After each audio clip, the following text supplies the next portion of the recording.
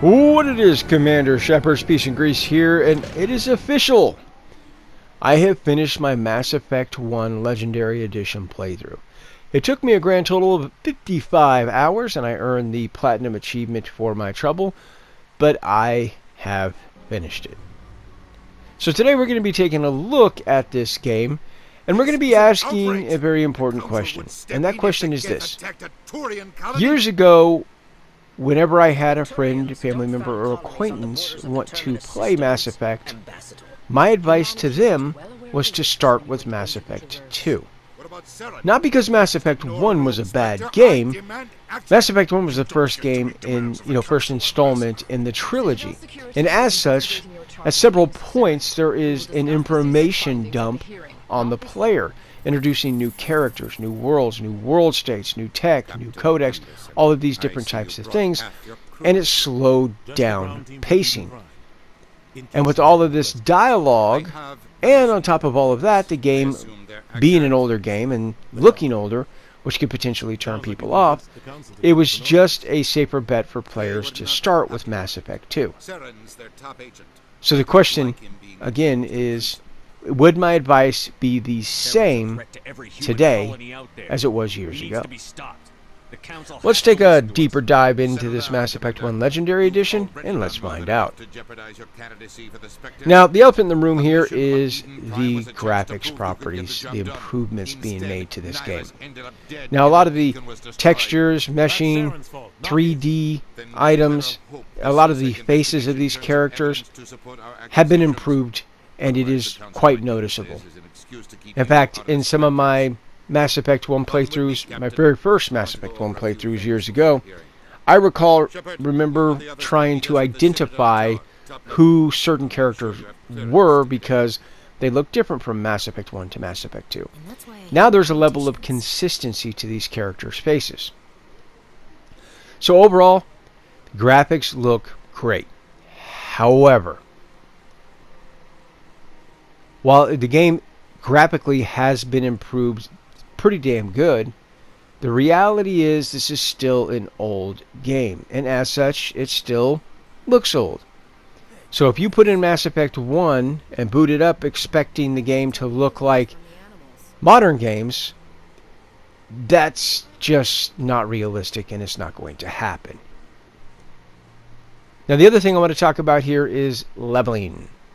They added a new leveling system called Legendary Leveling, in which you can turn that off if you want to stay old school.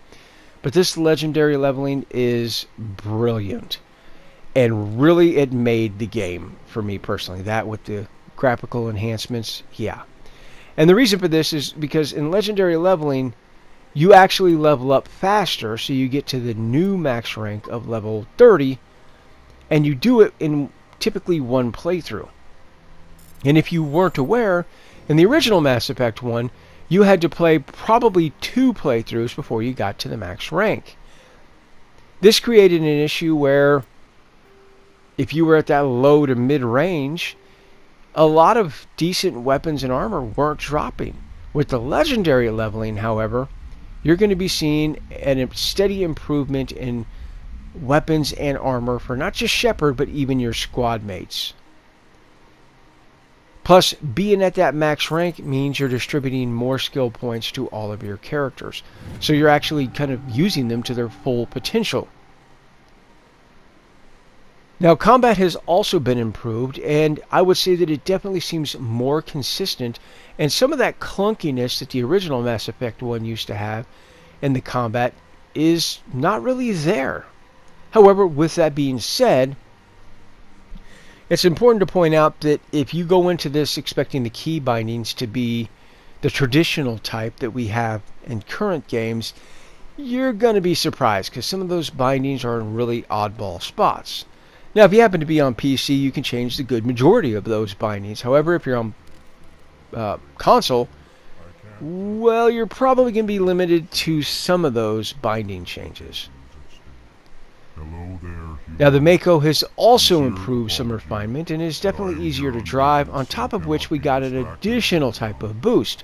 Now, we used to have the hop boost, and now we've got a boost that propels you forward which is much needed when you're going over some of these extreme mountainous ranges on some of those planets that you can explore. However, years ago when I played Mass Effect 1 in my very first playthroughs, I loved the Mako. And years after that, when I revisited Mass Effect 1, I absolutely hated the Mako. So where do I stand now? Well, I don't hate the Mako anymore, but I also don't love it.